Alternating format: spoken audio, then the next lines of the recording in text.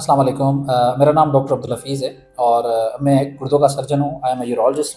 सो आज हम एक न्यू मॉडलिटी डिस्कस करेंगे जो कि recently it's new advance technique for treatment of prostate. जब प्रोस्टेट बढ़ जाता है जिसको हम बेनाइन प्रोस्टेटिक इनलार्जमेंट कहते हैं, उसकी न्यू टेक्निक है जिसको हम रेज्यूम कहते हैं। Resume is a water vapour therapy. So we will discuss about that therapy. Resume basically procedure होता है जो कि अराउंड 10 से 15 मिनट में हम प्रोसीजर करते हैं और वो as a day care procedure होता है जिसमें पेशेंट को हम प्रिपेयर करते हैं। पहले उस दिन हम एडमिट करते हैं मॉर्निंग में और हम प्रोसीजर में पेशेंट को ऑपरेशन थिएटर में ले जाते हैं। और रेज्यूम जो है इसको हम कहते हैं वाटर वेपर थेरेपी।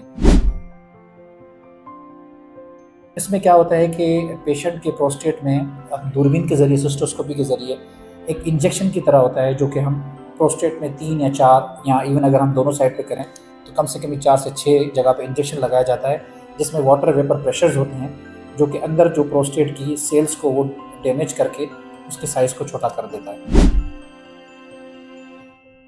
तो रेज्यूम जो प्रोसीजर है वो बिल्कुल पेनलेस प्रोसीजर है। हाँ, यूजुअली हम लोकल में हम कर सकते हैं कि पेशाब की नाली को सुन करके हम दूरबीन के ज़रिए, जिसको हम सिस्टोस्कोपी कहते हैं, हम कर सकते हैं। लेकिन अगर हम स्पाइनल एनेस्थीसिया में करें तो वो ज़्यादा बेनिफिशियल होता है पेशेंट्स के लिए। जो ये प्रोसीजर है ये मैक्सिमम जो है वो 15 मिनट का प्रोसीजर है और इससे ज़्यादा टाइम नहीं लगता और बहुत कंफर्टेबल होता है पेशेंट्स के लिए, क्योंकि जो पुरानी ट्रेडिशनल जो सर्जिकल प्रोसीजर है जिसको हम DURP कहते हैं, उससे ये बहुत आसान और मुफीद प्रोसीजर है। देखें, पेशेंट्स हमारे पास जब रिज्यूम करा के जाते हैं तो हम उनको ये हमेशा कहते हैं कि भाई आपको जो पेशाब की जो नलकी है, फोलीज है, वो कम से कम भी 5 से 7 दिन रखनी पड़ेगी। जब नलकी हम निकालते हैं तो मैक्सिमम जो पेशेंट्स का जो बेनिफिट है वो तकरीबन 2 हफ्ते तक उनका मैक्सिमम बेनिफिट अचीव हो जाता है। मोस्ट कॉमन जो साइड इफ़ेक्ट्स हमारे पास पेशेंट्स नोटिस किए गए हैं उसमें पेशाब का जल के आना जिसको हम डिस्यूरिया कहते हैं, एंड नंबर 2 फ्रीक्वेंट यूरिनेशन जिसमें वो बार बार यूरिन के लिए जाता है, क्योंकि ये अंदर जो है वो प्रोस्टेट के सेल्स को जब वो डैमेज करता है और सुखाड़ता है, उसमें ये होता है कि मरीज़ को जो पेशाब की नाली उसमें थोड़ी बहुत जलन रहती है और बार बार पेशाब आता है। हाँ, रेयरली मरीज़ों को पेशाब में हल्का फुल्का खून का आना ये हो सकता है। इट डिपेंड्स कि आपकी इंडिकेशन क्या है। अगर हम जो पेशेंट्स हैं जिसमें उनको हम एनेस्थीसिया नहीं दे सकते और ऐसे पेशेंट्स हैं जो कि कहते हैं कि मुझे सेक्सुअल फंक्शन बेहतर रहे मेरा, एंड वो पेशेंट जो ऑलरेडी एंटी कोआगुलेंट पे हैं, हाई रिस्क पेशेंट्स हैं, उनके लिए रेज्यूम बेनिफिशियल है।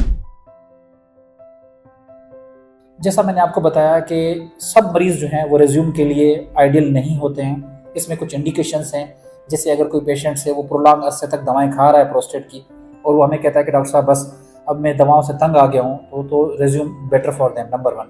नंबर 2, जो पेशेंट्स हाई रिस्क होते हैं जिनको हम एनेस्थीसिया नहीं दे सकते, उन पेशेंट्स में हम कर सकते हैं। नंबर 3, जिनका गदूद की साइज़ 100 ग्राम से कम है और उनको एब्सोल्यूट इंडिकेशन है कि वो बार बार रिटेंशन में जा रहे हैं और उनका पेशाब खुल के नहीं रहा, नलकी पे रह रहे हैं, उनके लिए। एंड नंबर 4, जो एंटी कोआगुलेंट पे हैं, जो लाइक एस्कार्ट पे है, लोपलेट पे है, उन मरीज़ों को हम ये रेज्यूम कर सकते हैं। 100 में से 4 लोग हमारे पास वापस आ सकते हैं, लेकिन एज़ कम्पेयर टू दूसरे ट्रेडिशनल प्रोसीजर्स के ये इसकी जो दोबारा प्रोस्टेट का होना वो बहुत कम है। जैसे कि मैंने आपको कहा कि वो पेशेंट्स जो कि उम्र के बहुत लंबे अरसे की उम्र है, जैसे कि 80-90 साल के हैं और वो फिट नहीं है, तो उनमें हम ये प्रोसीजर कर सकते हैं। यूजुअली जो ये पेशेंट्स होते हैं वो अमूमन जो है वो 1 हफ्ते में ये बेहतर हो जाते हैं, लेकिन हम उनको फिर भी ये कहते हैं कि आपको एटलीस्ट 2 हफ्ते के बाद आपको मैक्सिमम बेनिफिट नज़र आएगा। बहुत ज़्यादा बड़े प्रोस्टेट को हम नहीं कर सकते, लेकिन अगर कोई मरीज़ का 100 ग्राम से ज़्यादा है तो उसमें ये आइडियल नहीं है। आइडियली 100 ग्राम से कम हो, या अगर उसका छोटा मीडियन लोब है, बीच वाला, क्योंकि प्रोस्टेट के 3 हिस्से होते हैं, तो उसमें भी हम कर सकते हैं। तो दवाई है ऑब्वियसली जो गदूद की है वो हम बंद कर देते हैं। हाँ, अगर पेशाब में जलन है, पेशाब बार बार आ रहा है, तो उसके लिए हम कुछ वक्त के लिए दवाएं दे सकते हैं। तो हम समराइज़ करें तो resume is a new technique, advance technique. हम उन पेशेंट्स में कर सकते हैं जिन पेशेंट्स के वो एनेस्थीसिया के लिए फिट नहीं है या जो लोग एंटी कोआगुलेंट पे हैं, and it's one of the new modality. Benefits बहुत ज़्यादा हैं और सेक्सुअल फंक्शन प्रिजर्व रहता है, रिकरेंस रेट इनका बहुत कम है। Obviously it's a new technique, Pakistan में स्टार्ट हो गया है, and usually I am doing for this for the last 6 months हम ये कर रहे हैं और अल्हम्दुलिल्लाह इसके बहुत अच्छे फीचर्स हैं और अच्छे फ़ायदे भी हुए हैं। Thank you.